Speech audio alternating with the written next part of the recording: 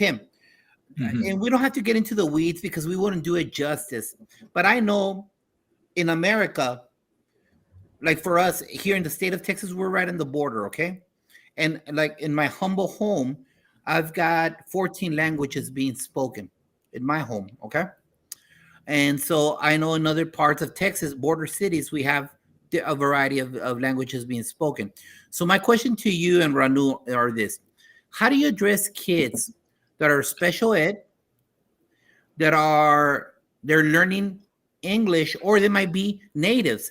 Because I get a lot of native kids that don't speak Spanish from Mexico. They're indigenous in Mexico, so they don't speak Spanish. They speak a dialect of Spanish or a version of that. And how do you address kids with that language acquisition and the gifted and talented? I don't know what we try to service them all in the same area, and it's difficult because sometimes we don't mean to leave anyone out, but in America, it's all. You're going to take care of them all, one way or the other. So what happens in Canada, Tim? What happens there in regards to kids that are GT? Obviously, that label, I'm just using it generically because there's different versions of GT. I don't want to get in the weeds with that. Kids that are acquiring English, because I know in Canada, you guys are getting a lot of immigrants. I know you have a lot of people coming in there. And how are you addressing kids with special needs? Well, it's certainly true that in any given classroom, there's a lot more streaming than there used to be. So I'm going to have everybody, as you've described them, in any given class. Now, mind you, there are a lot of classes available. So there's also a lot of programs. Now, this is also school-based. Like in my school, there's so many programs available to meet all of these different needs that you've just described. There's almost a different teacher, a different class that these students can take. But then there's always going to be within even an academic course, those who are more gifted academically and those who are less, those who are speaking a language for the first time and those who are speaking it for a lifetime. What do? You have to be there for all of them. I think at a teacher level, you have to recognize who your audience is.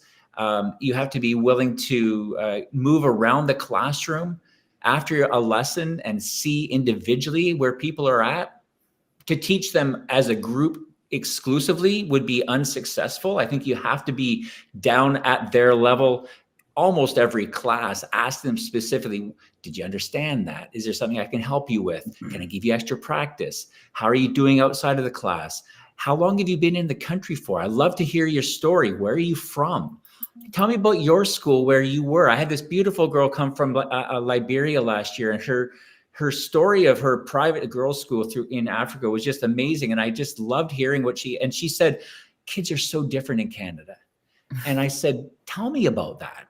And she just loved to just relay these stories. And one day my wife came in to pick me up, and I said, you got to come over here, meet her. So those individual personalized kind of moments, I think, are the way to deal with the variety of people. Because if I just ignored the fact that there's a great collage, I wouldn't meet any of their needs.